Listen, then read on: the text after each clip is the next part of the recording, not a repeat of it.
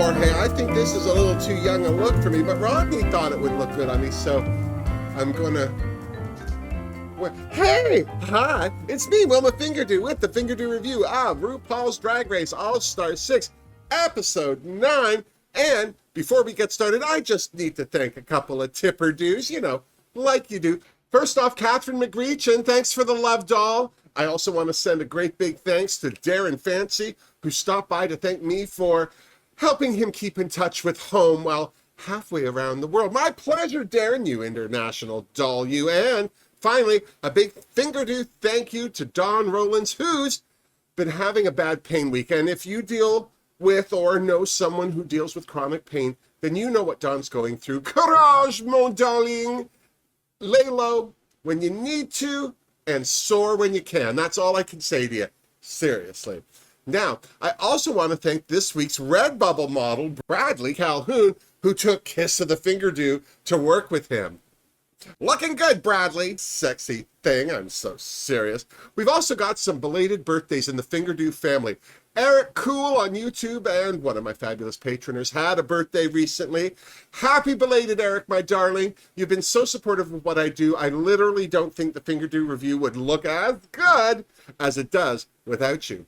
And Sloth Brick on Instagram and YouTube also had a birthday recently. Many happy returns, Brick, and congratulations on being able to help your dad with his convalescence. Seriously.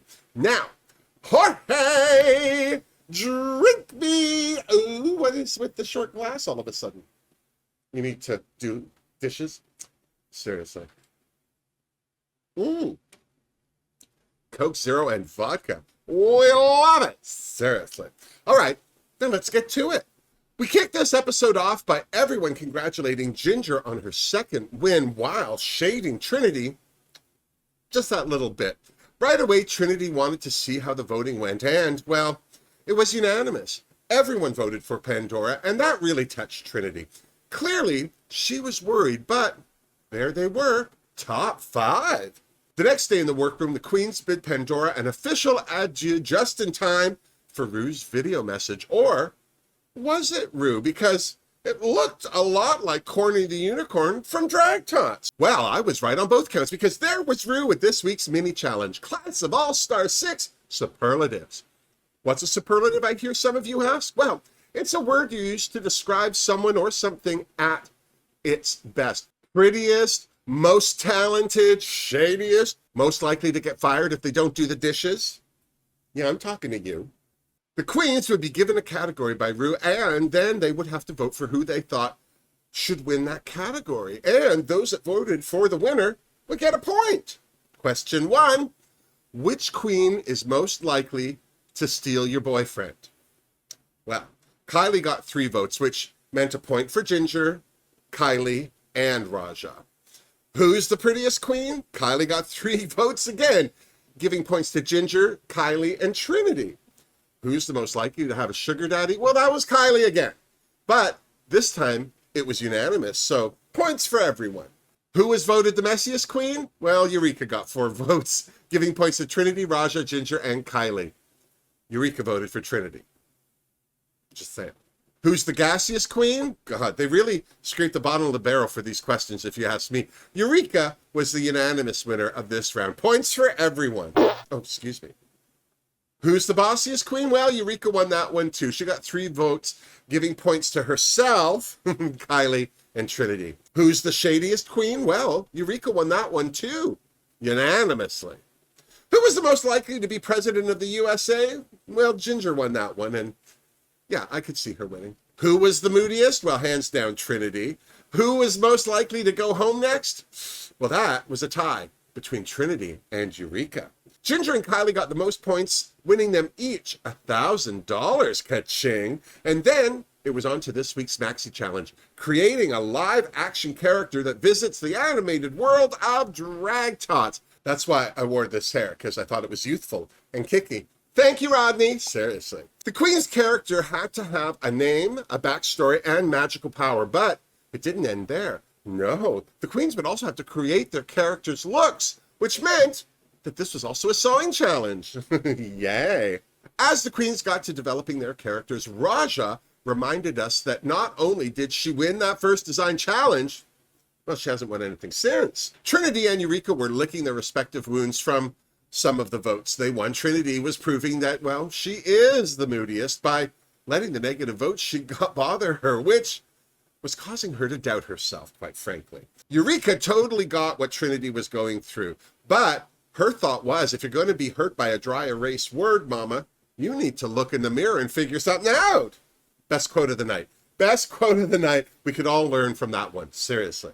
In my opinion, Eureka got called out way more than Trinity did, and she wasn't letting it slow her roll. Mind you, Eureka's used to that. And let me say this, although being bullied isn't acceptable behavior, learning to survive it and not listen to the haters is.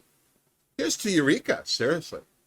Someone else who may have got bruised by some of the votes was Raja. She confronted Eureka about her voting herself as the next queen to go home. Well, Eureka made some lame excuse about the negative critiques Raja got in Snatch Game, but in my opinion, Eureka got the worst critiques after Pandora. Raja thought so too, seriously. Thank goodness Ru stopped all the chit-chat by popping in to check on the queen's progress. Ginger was first, and boy howdy did she put a lot of thought into her character. Well, at least her name, Tara Lynn Dubois Devereaux Bell Jr. III.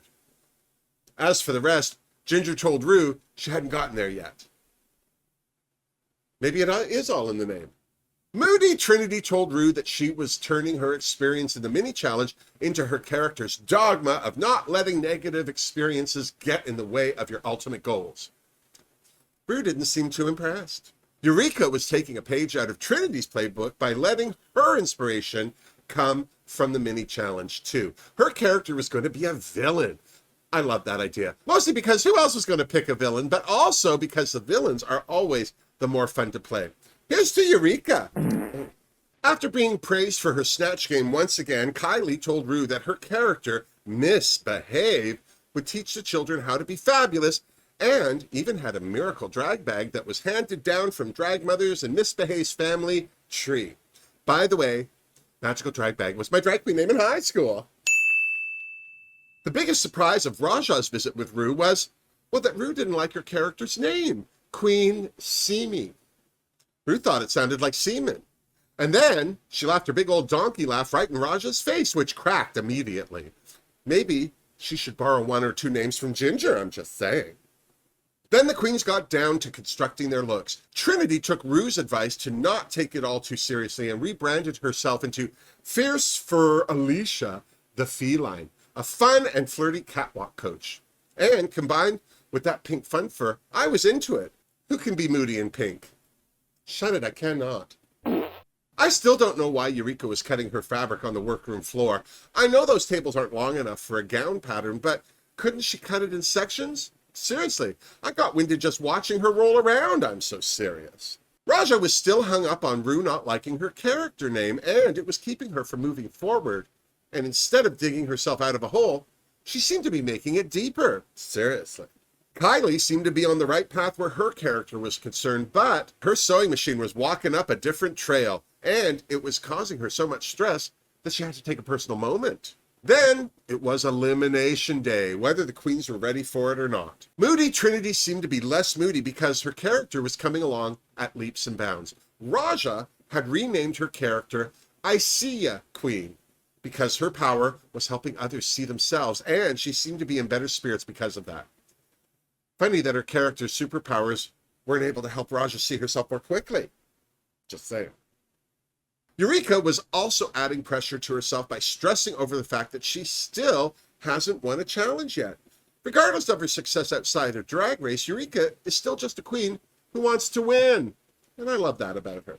Poor Kylie was still trying to assemble her ensemble with a sewing machine that obviously didn't like her. But she was hustling like it was her job, and with it being top 5, you're damn right it was. Seriously. And then it was time for the runway. Ru danced her way down the catwalk in a beautiful blue shimmy dress. Joining Michelle and Ross on the judges' table was pop sensation Charlie XCX. The first drag tot down the runway was Trinity as Fierce Furlicia the feline. Right off the top, I love Trinity's look, but not enough to ignore those ears. They seem too long to be feline to me. I thought they read more like kangaroo. Is it still too soon to bring up Drag Race Down Under? Trinity's character description was fun, and I liked her runway enough to give her a Fingerdoo. Well done, Moody. Seriously. Ginger Minge's Terralyn Dubois Devereaux Bell Jr. III was next. I have to say, this was not only a great look, but one of Ginger's better runways this season. Seriously, I think she has to stop paying some people to make her stuff because she seems more than capable. Look at that. Ginger's character description and how she acted it out was brilliant. So, of course, Miss Minge got a Fingerdoo from me. Seriously. After her issues and worries, I have to say I was super impressed by Raja's I See Ya Queen. Not only was she gorgeous, but I loved her disco dress over a catsuit look. I also liked the eyes on her hands and body, and the fact that she made those gloves as well. I see what you did there, Queen Raja. I'm serious. Raja's character description was not only uplifting, it was entertaining as hell. Second best line of the night, baby, you just can't hear my song. So, of course, it was another Fingerdoo for me.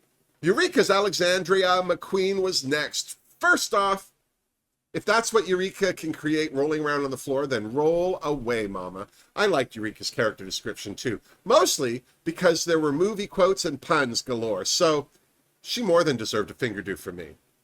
Seriously. Kylie's misbehave was super cute, but my only critique is that I wish she'd worn a wig. Not that she looked bad without one, but I feel a fabulous wig would have elevated the look. What did elevate her character was her description and the way she acted it out. Another solid Fingerdoo for me, seriously. And then it was time for the judges' critiques. Trinity was first. Michelle was pleasantly surprised by her performance, while Charlie XCX was obsessed by her look and would even have worn that on stage. There you go.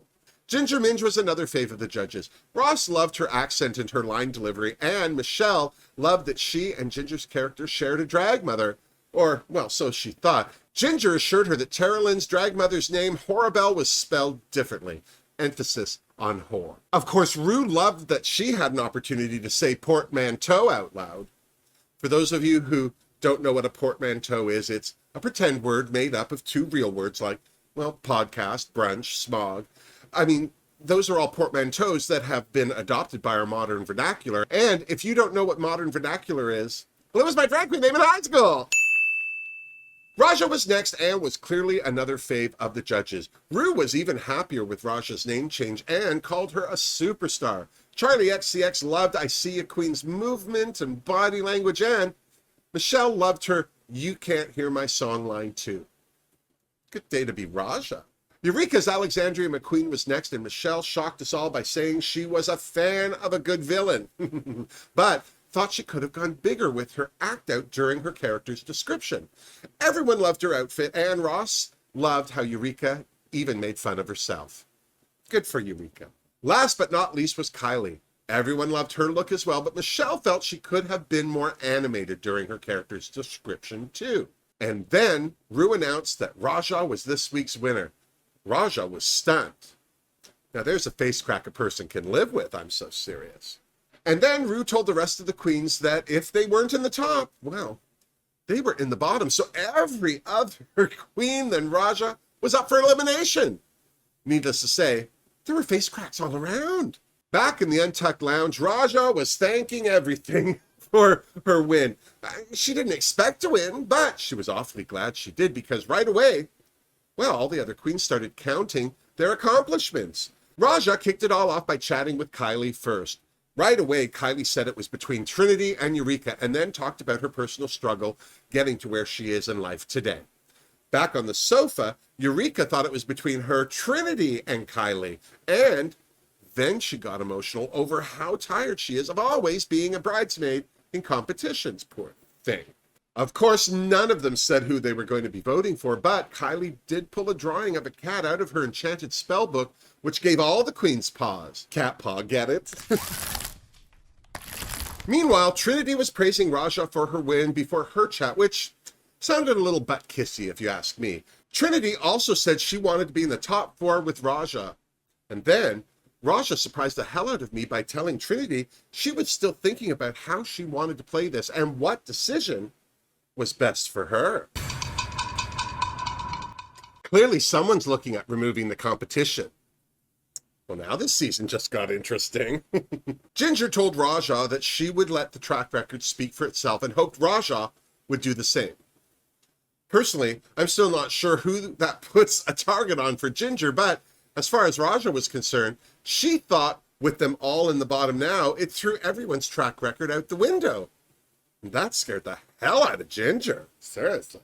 Back on the sofa, Ginger reminded both Trinity and Kylie that she saved them both when they were in the bottom, and then kind of threw shade at Kylie by bringing up her critiques on stage. Kylie loved that. Meanwhile, Eureka was getting emotional with Raja during her chat, but still was able to point out how well she was doing even without a win. She just didn't like having to drag down the others to do it. After the queens voted, they returned to the main stage where this week's lip sync assassin was revealed to be Cameron Michaels. I don't know if it was because they were lip syncing to Charlie XCX's boom clap in front of Charlie XCX or what, but this was a boring lip sync for me. I can't say that Raja threw that lip sync so she didn't have to kick someone off, because I can't see someone throwing away $10,000 like that. But she did seem disconnected, so I'm not surprised that Ru announced Cameron as the winner, and that meant that she had the eliminated queen's lipstick. And that queen was Eureka. I was sorry to see Eureka get the chop, but she didn't get the chop for long. Back in the workroom, Eureka got a video message from Ru inviting her to play the game within a game. Right now. That's right, Ru was calling Eureka back to the stage, and from the teaser for next week, it looks like we'll finally see what this game within a game is.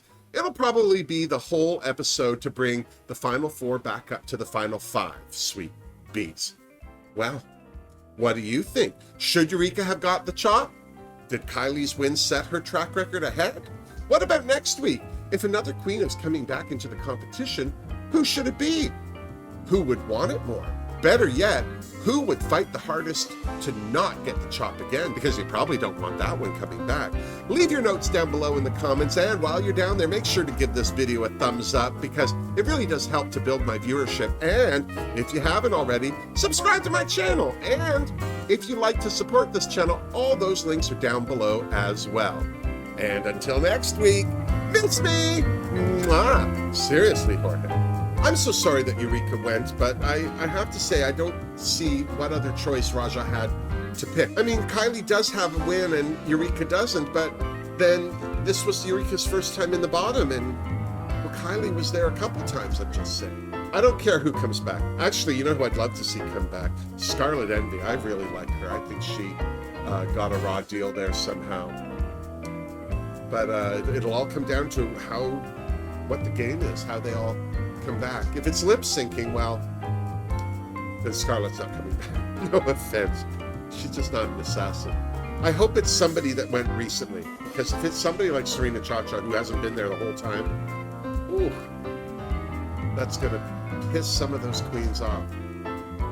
Ginger won't be happy about that. I don't think Ginger will be happy if she doesn't win. Just saying. With love, I say it. I wouldn't want to get between her and a crown. Seriously.